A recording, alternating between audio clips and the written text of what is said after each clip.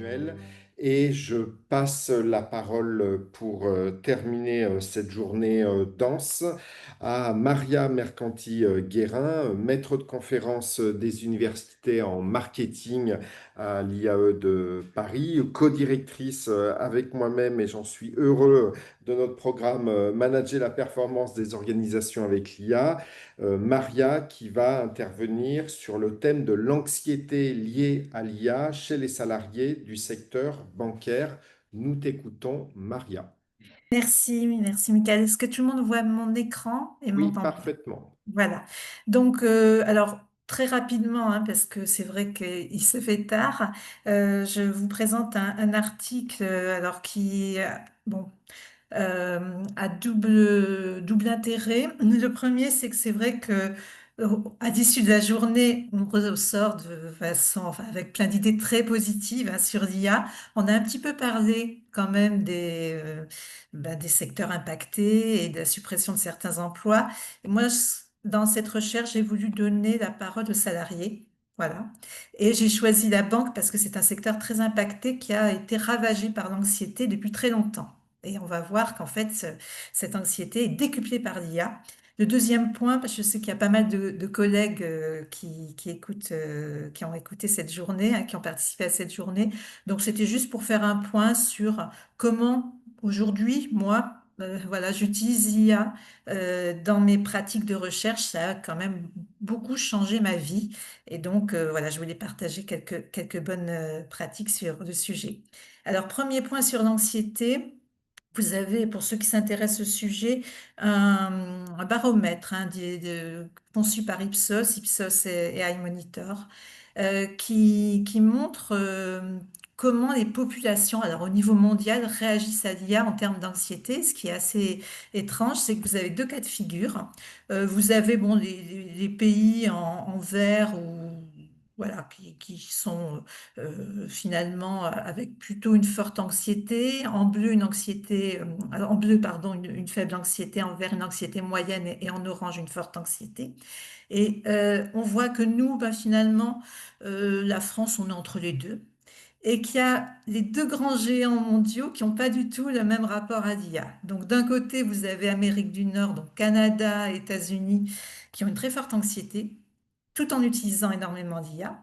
Et puis de l'autre côté de la planète, vous avez la Chine en bleu qui a finalement, qui prend très bien l'IA comme elle vient, qui ressent une faible anxiété à son égard, alors qu'il l'utilise également énormément.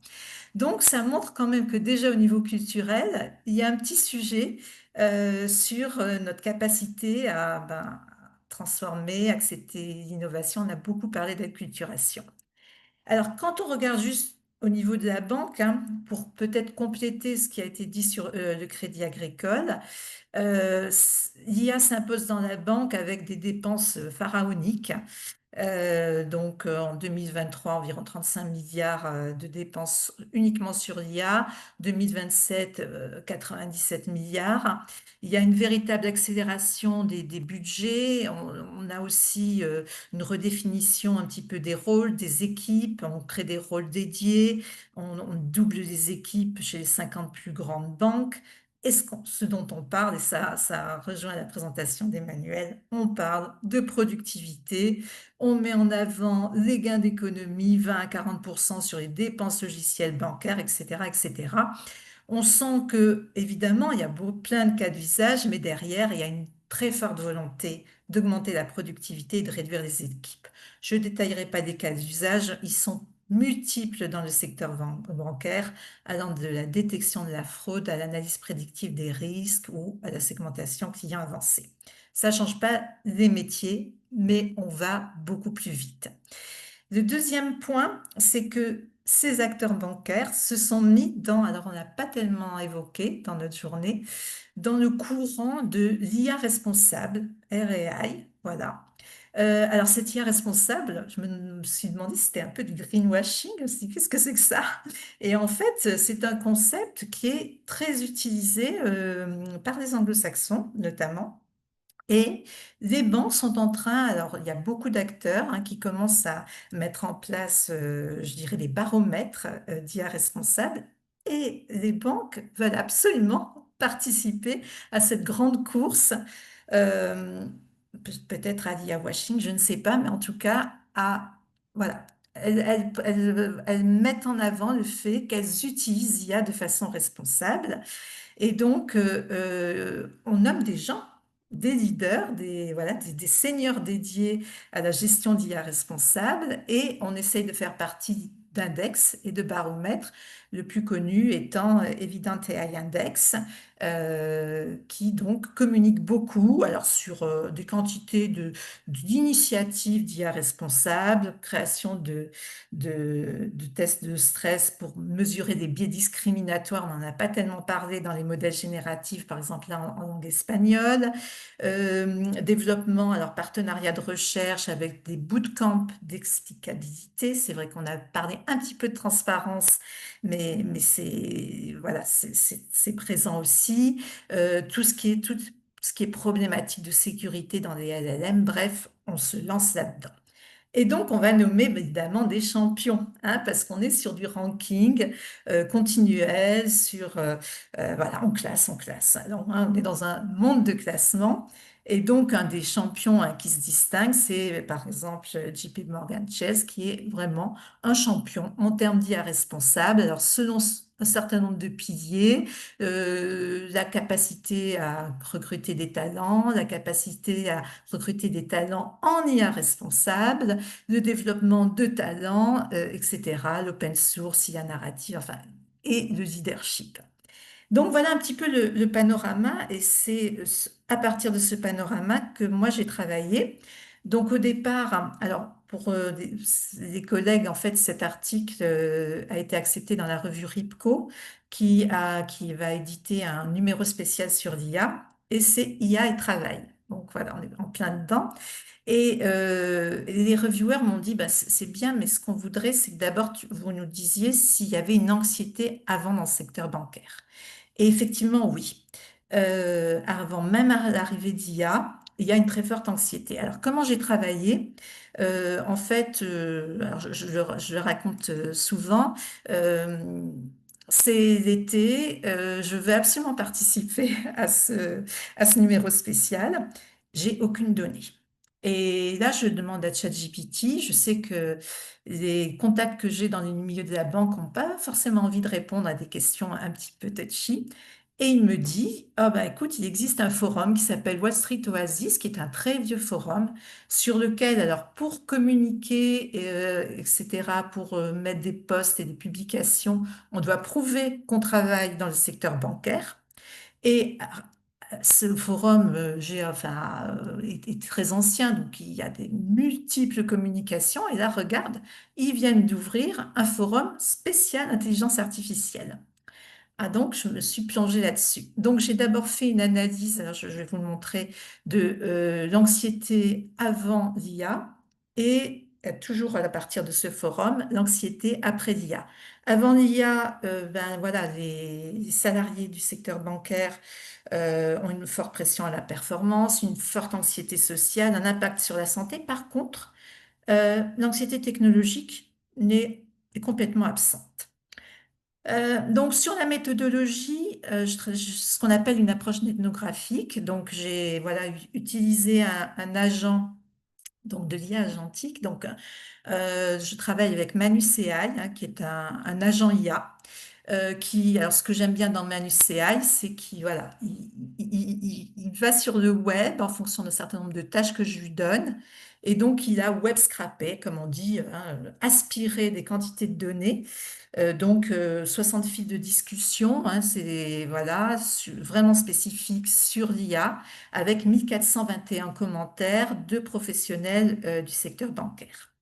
Et voilà, j'ai continué à travailler avec lui, hein. Au début, hein, c'est une grosse masse de données. Ensuite, avec Manu CI et Claude, voilà, j'ai codé en Python un certain nombre de choses qui m'ont permis d'avoir ben, des grandes thématiques et je vous les partage. Donc, la première, c'est anxiété technologique, anxiété professionnelle et anxiété sociale revue par l'IA. Donc, sur l'anxiété technologique, globalement, qu'est-ce que disent les salariés? On n'y comprend rien.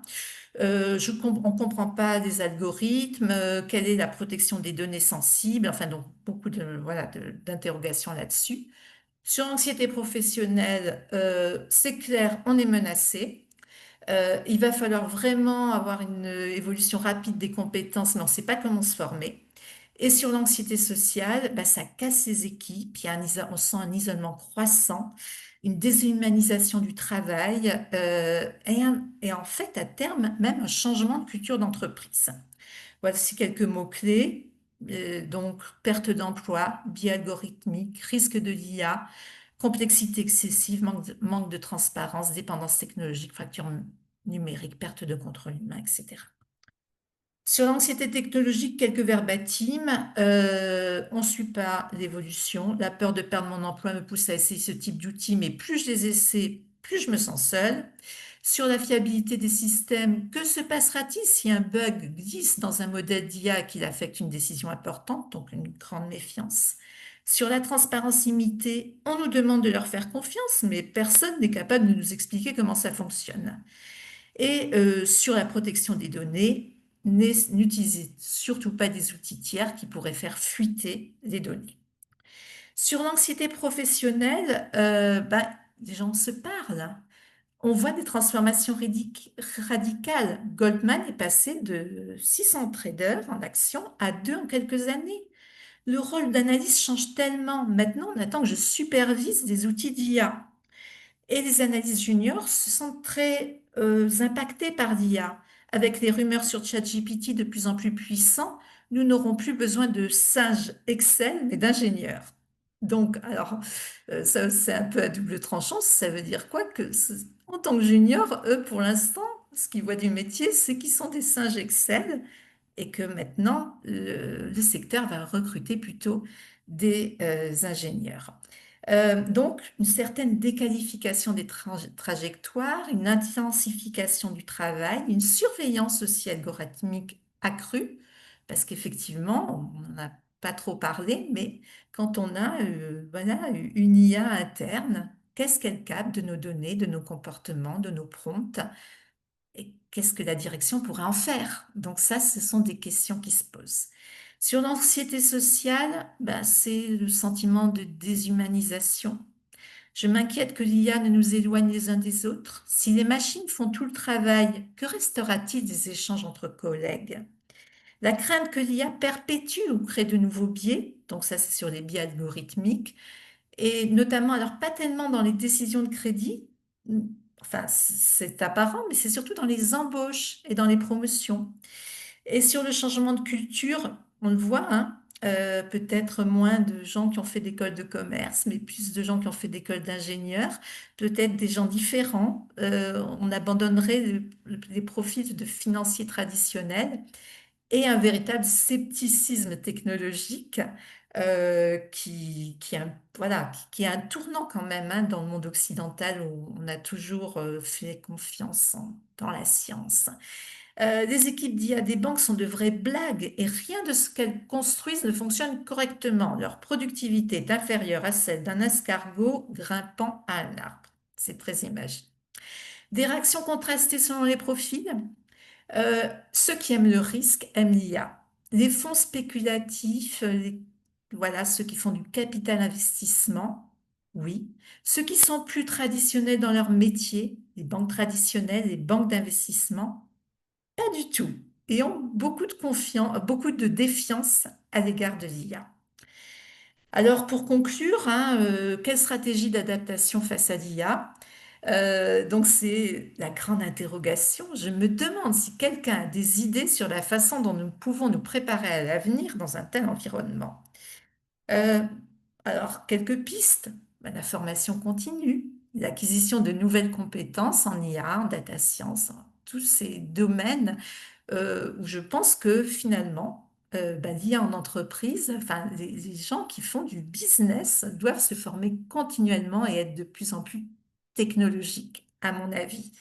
Un repositionnement stratégique, bien entendu, une orientation vers des tâches à forte valeur ajoutée, ce qui pose le problème de l'intégration des juniors dans le système, où on voit que c'est pas du tout simple. Le développement d'expertise avec une spécialisation dans des domaines complémentaires à l'IA et la collaboration homme-machine avec l'apprentissage de la supervision des outils d'IA et toutes les problématiques de gestion d'équipe IA humain. Et puis, je dirais à terme, que se passe-t-il le jour où le manager est une IA qui va gérer des humains et des IA? Gros problème possible.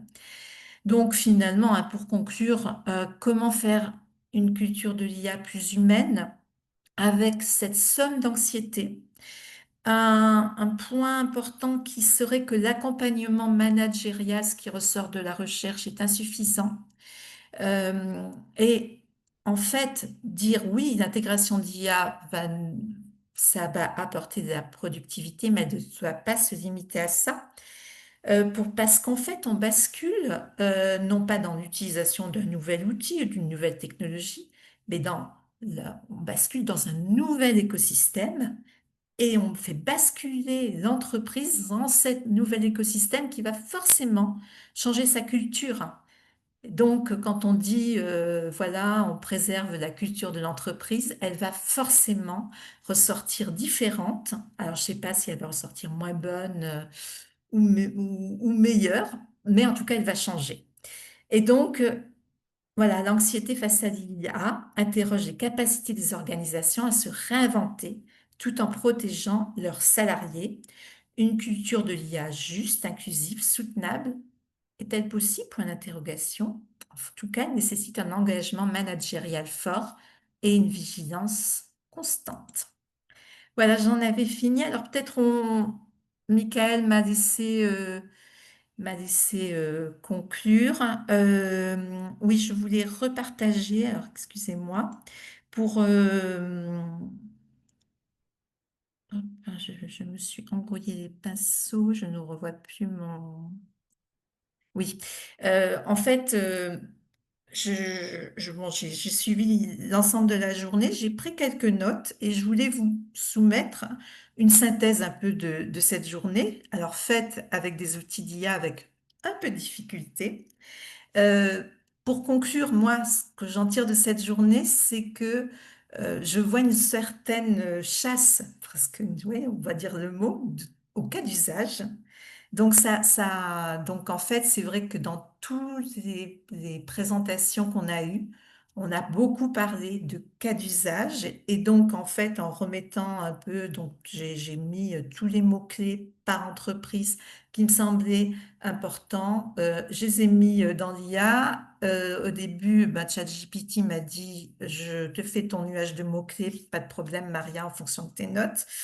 Il m'a fait enfin, un truc moche. Donc, je lui ai dit, bon, désolé, mais là, tu n'as pas bien travaillé. Je suis allée chez Manus qui m'a généré, voilà, un nuage de mots-clés potable. Qu'est-ce qu'on voit? Les cas d'usage ressortent très fortement. Le mot acculturation, on en a parlé tout au long de la journée, ressort très fortement, qui est lié aussi à la conduite du changement. En haut, vous avez la formation, les métiers, les processus, la demande d'indicateurs. On voit quand même voilà, des mots importants comme compétences, gouvernance, écosystème, communauté, valeurs, données, bien sûr. Plus petit, client tout en bas, alors que peut-être finalement, quand on parle de productivité, c'est bien ça qu'on veut, c'est faire du business.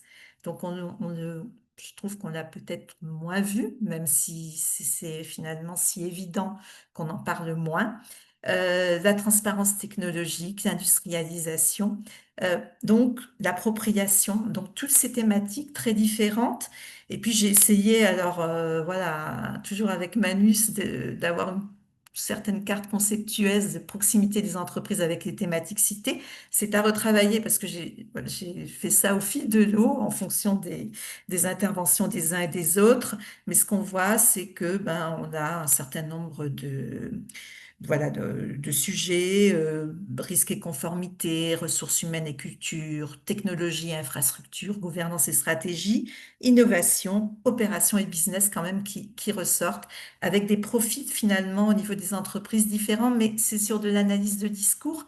Et ce que j'ai remarqué aussi, c'est que en fait, nos intervenants disaient des choses qui étaient parfois un peu différentes de ce qu'il y avait sur leur diapo, qui complétaient ou qui allaient dans des sens, dans un sens, dans une granularité plus forte. Donc, on sent que derrière, il y a plein de discours différents et d'affichages aussi différents. Michael, est-ce que tu veux... Alors, d'abord, je voulais, au nom d'IAE, Michael, de l'IAE de Paris, te remercier pour le fantastique travail et la réussite de cette journée. Et puis j'ai trouvé, donc merci Michael, merci Néocognition, merci toute l'équipe. Euh, à l'heure où en fait, on a beaucoup parlé de formation en entreprise, je me suis dit, mais comment vont se former des gens qui n'ont pas la chance d'être dans des grandes sociétés, qui ont plein d'argent pour faire de la formation?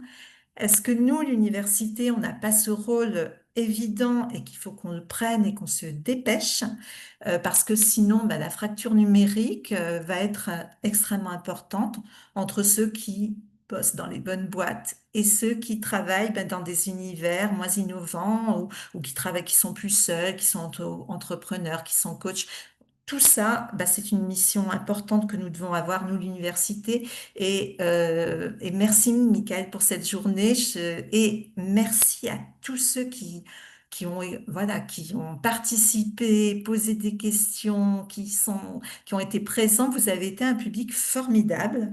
Je voulais vous le dire, des questions extrêmement pertinentes, une bonne ambiance aussi, ça. Et donc, merci pour tout ça. Michael, est-ce que tu veux avoir le mot de la fin? Je pense qu'il te revient. Merci beaucoup à toi, Maria. Merci pour cette étude extrêmement originale sur son objet et sur sa méthodologie dans le secteur bancaire. Merci pour cette conclusion extrêmement originale aussi. Merci à nos participants qui ont été au nombre de 480 à se connectés à différents moments de cette journée intense. Merci aux nombreuses grandes entreprises qui sont intervenues avec des cas d'usage qui ont été vraiment des sources d'apprentissage pour nous tous. Merci à Maël et à Armanouche qui ont géré en amont et Iket Nunc toute la journée colloque. Merci à l'IAE de Paris-Sorbonne pour son investissement dans ce colloque et la formation adossée. Et merci à la Faculté libre de philosophie et de psychologie en la personne d'Emmanuel Brochier pour cette prise de recul en fin de journée. Merci, bravo pour avoir tenu le choc. Et écoutez, on va diffuser prochainement les replays des différentes interventions, en tout cas pour les organisations qui nous donneront leur aval en la matière. Merci beaucoup à toi, Maria. Merci à tous et à bientôt. Bonne soirée.